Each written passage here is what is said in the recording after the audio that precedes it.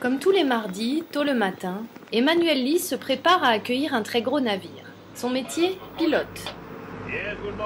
Au service du port de Fort-de-France, il est en charge d'aider certains bateaux à manœuvrer et à accoster dans la baie.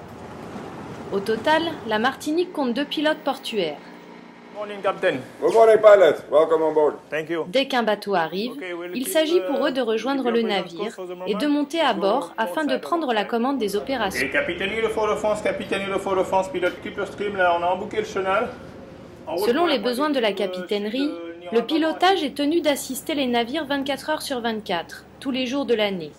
Il est obligatoire et réglementé pour les navires de plus de 50 mètres et pour ceux qui transportent des matières dangereuses. Toutefois, le commandant a le choix de se laisser diriger ou de céder sa barre. On a un rôle d'assistance technique auprès du commandant, qui reste le commandant du bateau. Et nous, midship the wheel. Et nous, on est chargé de donner des conseils. Alors, le plus souvent, on prend les commandes du bateau parce que le commandant nous laisse la latitude de faire la manœuvre entièrement. Ok, Captain, we'll go port side alongside. Si ce service est obligatoire, c'est que la manœuvre des gros navires est extrêmement délicate. La connaissance parfaite de la configuration du port fait du pilote un garant du bon accostage des bateaux.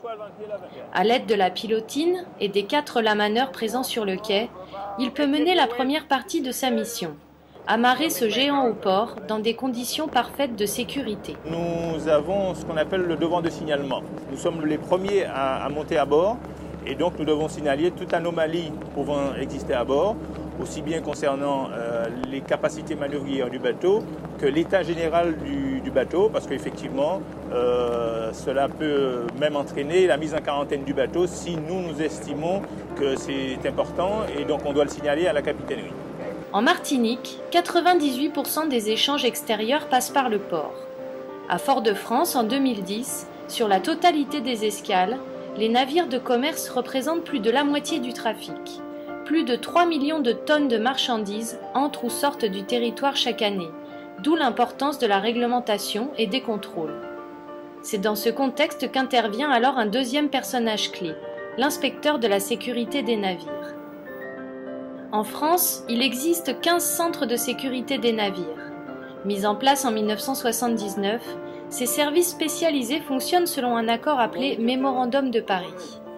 Frédéric Laurent est un des agents du Centre de sécurité des navires de Martinique. En plus des contrôles déjà effectués par le pilotage, il a pour tâche la mise en application d'une réglementation très stricte. Donc, le premier objectif est de vérifier que les certificats du navire sont conformes au niveau international. Donc un navire de ce type, porte-conteneurs, et comme tout navire de charge internationaux, doivent comporter un certain nombre de certificats.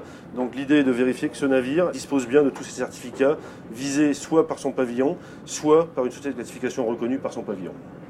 Certificat de franc-bord, certificat de sécurité. Tous ces documents sont nécessaires et indispensables. Donc là, nous vérifions d'abord que le certificat international est bien rempli et cette inspection valide le fait que l'ensemble des systèmes qui sont repris dans ce certificat, les radeaux de sauvetage, les embarcations de secours, tout ce qui concerne la sécurité ont bien été périodiquement révisés et annuellement révisés. Sur la passerelle, on check les équipements, les appareils de radionavigation, on contrôle la VHF.